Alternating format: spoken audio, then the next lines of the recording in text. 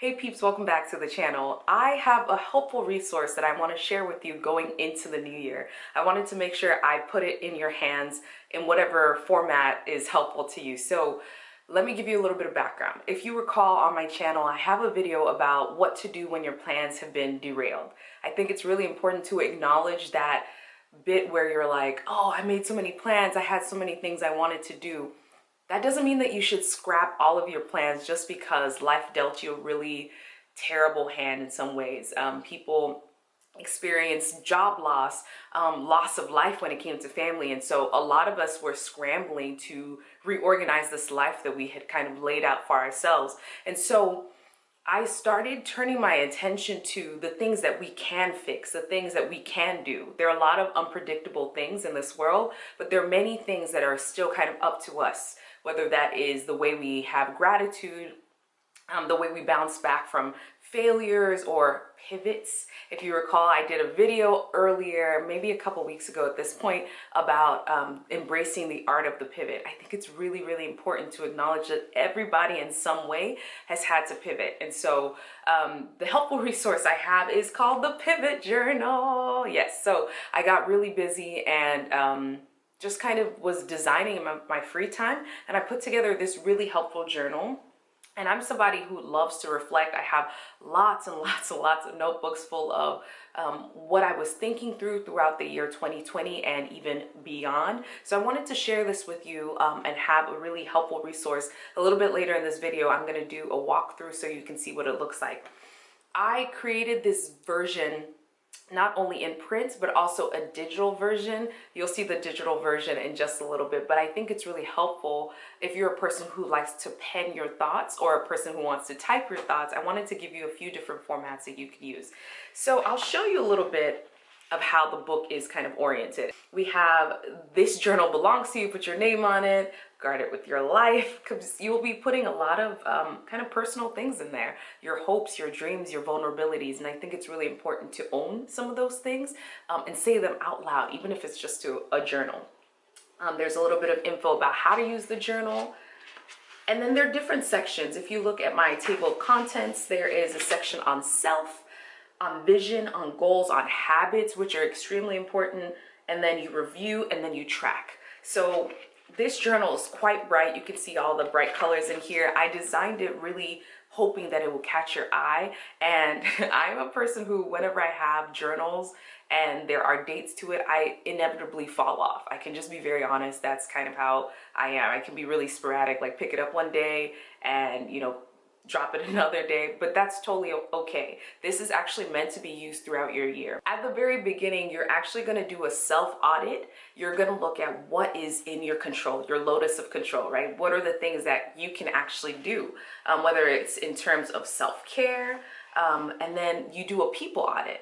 Who is in your circle, whether that is your outer circle or your closer winner circle or your even closer inner circle. So I have you kind of think about who those people are. One of the biggest discouragements that happens in your life is that when, especially in a thing like quarantine, you get really isolated and you start to think that there's no one in your corner. That's actually not true. And sometimes the simple exercise of listing out the people who are in your circle can help you realize that, oh, there are really some great people there, or I would love to have even more people in my circle kind of rooting me on. So you can be intentional about increasing the types of relationships you have that are really intimate, where people know you, where you know other people as well.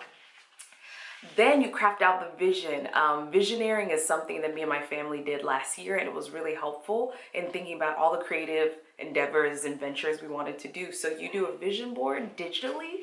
On the digital version, it's really fun because you can actually like drag different images. You can draw. If you're somebody who's not good at freehand, you can copy and paste images. And so I really like that aspect as well. And then there is the life list. I really don't like the term bucket list because it seems really weird. So I put a list of 10 things you'd like to prioritize on your time here on earth. We don't know how long or short that is. So 10 things I think can be pretty attainable. So put those top 10 things you want to do. And as you're doing life, keep an eye on those top 10 things. Are you moving towards them in any way? It could be something as small as like, you want to be able to I did one like become a vegetarian at some point. So I put that on my list like, ooh, I tried it for a season. That was awesome. I wanted to do a triathlon. It is still on my life list. I don't know how to swim well, so that is something I will be actively working towards. Then you have your goals. We talk about vision setting. Vision setting really comes with, you know, your affirmations about those goals. You want to make sure your headspace is in the right place. You don't want to just have negative thoughts. So we start with affirmations like, I will get out of debt. I will find a job that's aligned with my purpose. I will speak kindly to my body and feed it nutritious foods, those types of things. And then you talk about actual goals, SMART goals. And then I actually give you space here to write out your goals, because I think it's really important to put the steps, like what are the actual action items that you will do that move you towards your goal. And if you're doing things that are taking you away from your goal, it might be helpful to step away from those types of things. Then there's the habit audit, which I love. More of these actions. So thinking about what do you want to do more of? What habits are really good? And then what do you want to do less of in terms of habits? I think once you see all your habits kind of laid out, you can then start saying, oh, that's a problematic habit. I don't want to do that habit anymore. Or I want to do more of this type of habit. And then I give you some space too to kind of like brainstorm and think about things. Then the quarterly review is really important each quarter. So that's 3 months. So quarter 1, 2, 3, and 4. You will think about things like, I am proud that I blank. I am grateful for blank. My biggest lesson was blank. I am excited for blank. And I think it's really helpful just to reflect each quarter. I chose quarters because monthly can be a little cumbersome at times. And I like to think about my life in seasons.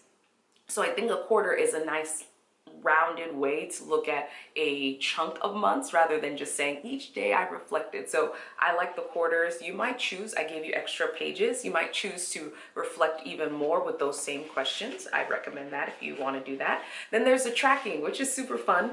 I have a wins tracker. It is so easy to feel like a failure in this world, but I think it's really important to celebrate your wins. So did you get a shout out at work? Did you find $5 in your laundry? Whatever it is, celebrate your wins. I gave you space for 10, but you have extra pages, so you can write way more than 10.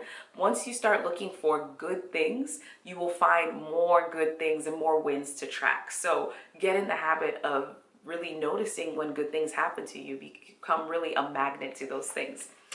Then this section is called Brightest Moments of the Year. It could be anything. It could be anything that made you light up, anything that made you get the warm and fuzzies, anything like that. So I highly encourage you to do that.